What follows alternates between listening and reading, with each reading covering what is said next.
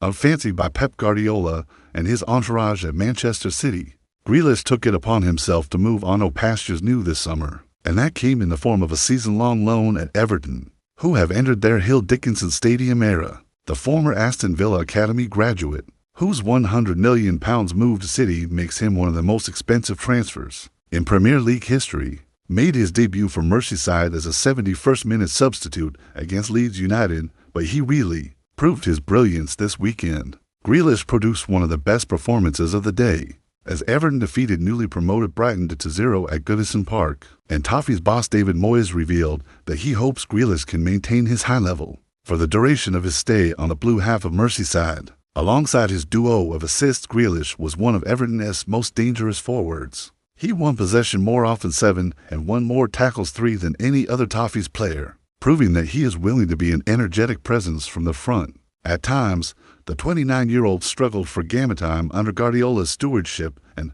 therefore, a move away ups his chances of earning a spot in Thomas Tuchel's 2026 World Cup England squad, and his innate talent was on show when David Moyes' side dominated in a 2-0 win over Brighton. Following the match, Everton's first at the Hill Dickinson Stadium, Grealish spoke to beIN Sports about loving football again. "For me, I wanted to come here, and the main thing was to enjoy football. You know, enjoying playing every day," he started. "And I think maybe at times in the last couple of years, I've fallen out of love. Not fallen out of love, but just didn't enjoy football as much as I should. That's down to no one else.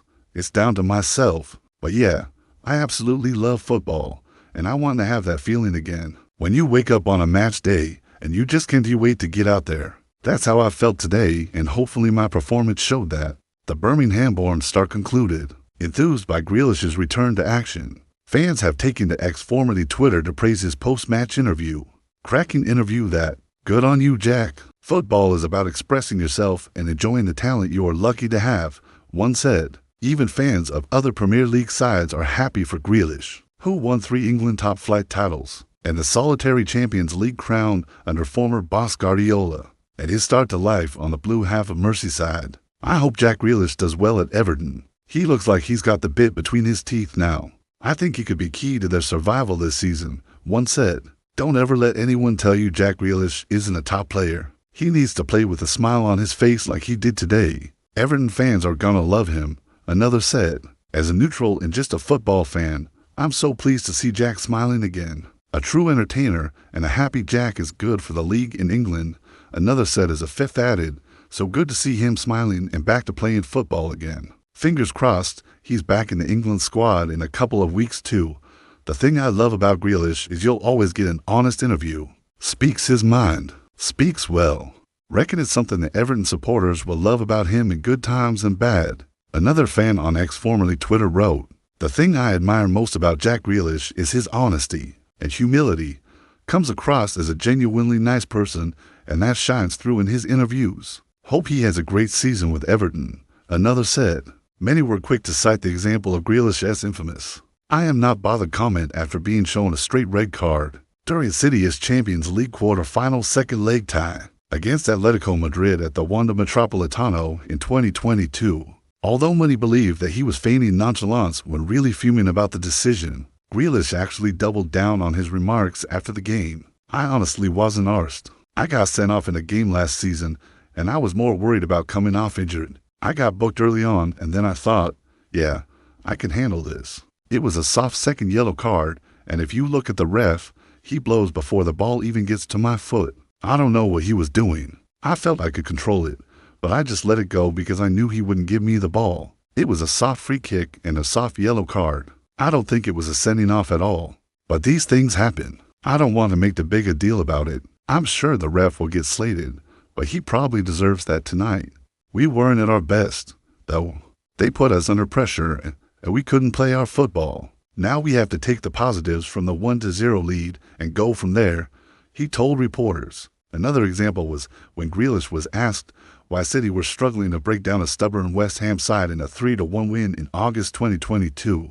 Rather than offer a politically correct response or deflect the question, Grealish was brutally honest. "We weren't good enough. Simple as that. No disrespect to West Ham, but they parked the bus and defended well.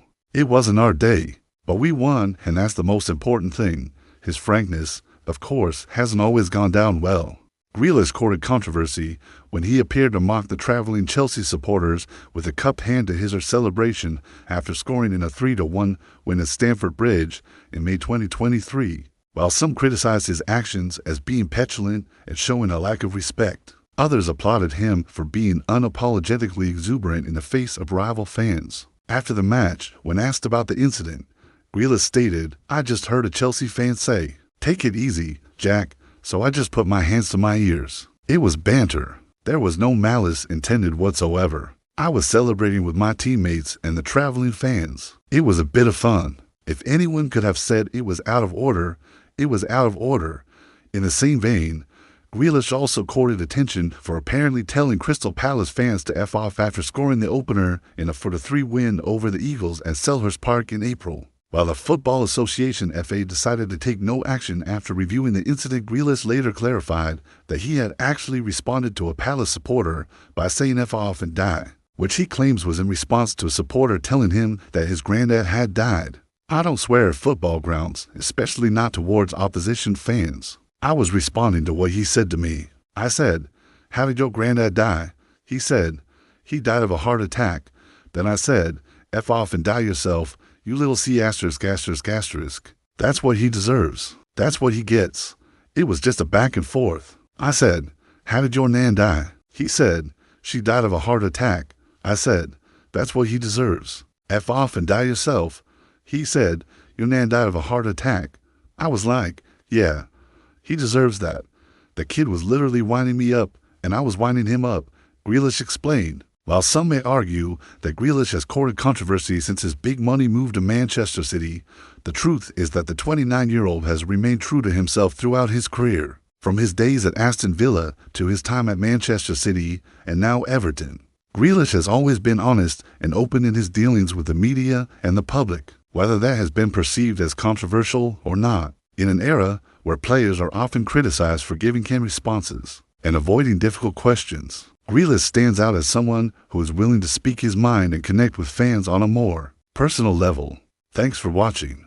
Don't forget to subscribe for updates on all our videos.